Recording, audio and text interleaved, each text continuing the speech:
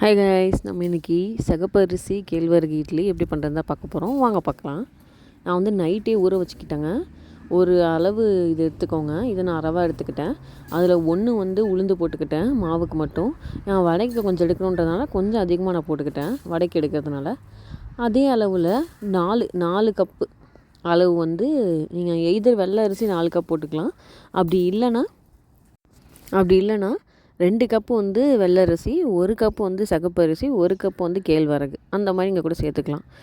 சில நேரம் நான் வந்து கேழ்வரகு இல்லாமல் கூட அரைப்பேங்க. 2 கப்பு வந்து சிகப்பரிசி, 2 கப்பு வந்து வெள்ளை அரிசி அந்த மாதிரி போட்டு அரைப்பேன். எப்போ பார்த்தாலும் வெள்ளை அரிசி போட்டு அரைச்சோன்னா அதில் வந்து எந்த பெனிஃபிட்ஸும் பெருசாக இல்லை. வெள்ளை அரிசி நம்ம சாப்பிட்றோம் அவ்வளோதான். ஆனால் இது சிகப்பரிசியும் கேழ்வரகும் வந்து ரொம்ப நல்லது. அதனால தான் நான் இடையில மாற்றி இப்படி அரைச்சிப்பேன். இப்போது உளுந்தை வந்து ஒரு 30 மினிட்ஸ்க்கு அரைச்சி எடுத்துக்கோங்க.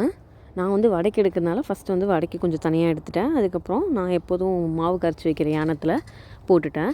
இப்போது அந்த அரிசியும் கேழ்வரகு எல்லாத்தையும் உள்ளே போட்டு ஊற வச்ச வெந்தயம் கொஞ்சம் நான் நைட்டே ஊற வச்சுக்கிட்டேன். அதையும் போட்டுட்டு கொஞ்சோண்டு சிகப்பு அவல் வந்து நான் போட்டுக்கிறேங்க. இட்லி வந்து சாஃப்டாக இருக்கும் அதுக்காக. அப்புறம் கல் உப்பு வந்து நான் அரைக்கும் போதே போட்டுக்கிறேன். பொதுவாக கரைக்கும் போது போடுவாங்க. நான் வந்து அரைக்கும் போதே வந்து 2.5 ஸ்பூன் போட்டுக்கிட்டேன். அது வந்து எனக்கு கரெக்டாக இருக்கும். அதனால் எப்போவுமே மாவு புளிக்கிறதுக்கு வந்து தண்ணி கரெக்டாக ஊற்றுறதும் முக்கியம். அதே மாதிரி உப்பு கரெக்டாக போடுறதும் முக்கியம். அதுதான் ஃபெர்மெண்டேஷன் ப்ராசஸ் வந்து இது பண்ணும். அதனால தான் சில பேர் அரிசி வந்து ரொம்ப கொரகொரப்பாக எடுத்துருவாங்கங்க. கொரன்னு இருக்கணும்னு அவ்வளோ கொரன்னு தான் எடுக்கக்கூடாது.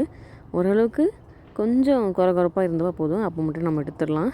இப்போ பாருங்கள், நான் கம்ப்ளீட்டாக அந்த மாவை அரைச்சிருச்சு. அரிசியை வந்து ஒரு 20 மினிட்ஸ் 30 மினிட்ஸ் 20 மினிட்ஸ்லேயே நீங்கள் செக் பண்ணி பாருங்கள். கரெக்டாக இருந்துச்சுன்னா எடுத்துடலாம். இப்போது நான் கையை விட்டு ரெண்டையும் நல்லா கலந்து விட்டுக்கிறேன். கையை விட்டு கலக்கணுங்க. நீங்கள் கரண்டி வச்சாலும் கலக்கக்கூடாது. ஃபெர்மெண்டேஷன் ப்ராசஸ்க்கு நம்ம கையை வச்சு கலக்கிறது ரொம்ப முக்கியம். எனக்கு வந்து இங்கே ஆஸ்திரேலியாவில் புளிக்க மாட்டேங்குது. நான் வந்து இப்போது காலையில் 8 மணிக்கு அரைச்சேன். அடுத்த நாள் காலையில் 8 மணிக்கு தான் நான் வெளியே எடுத்தேன். எனக்கு வந்து புளிக்கணுன்றதுக்காக நான் அந்த கபோர்டுக்குள்ளே வச்சுக்கிட்டேன். உங்களுக்கு இந்தியானா வெளியிலே நீங்கள் வச்சுக்கலாம்.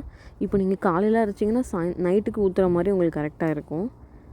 அது வந்து எனக்கு இப்படி இருக்குது. உங்களுக்கு இன்னும் கூட புளிச்சு மேலே வந்து இருக்கும். எனக்கு எப்போவுமே மாவு வந்து புளிச்சு மேலே இருக்கும்போது லைட்டாக இருக்கணுங்க. எனக்கு கொஞ்சம் டைட்டாக அந்த மாதிரி இருந்துச்சு. நான் வந்து கொஞ்சம் தண்ணி கலந்து ஊற்றிக்கிட்டேன். சாஃப்டாக இருந்துச்சு.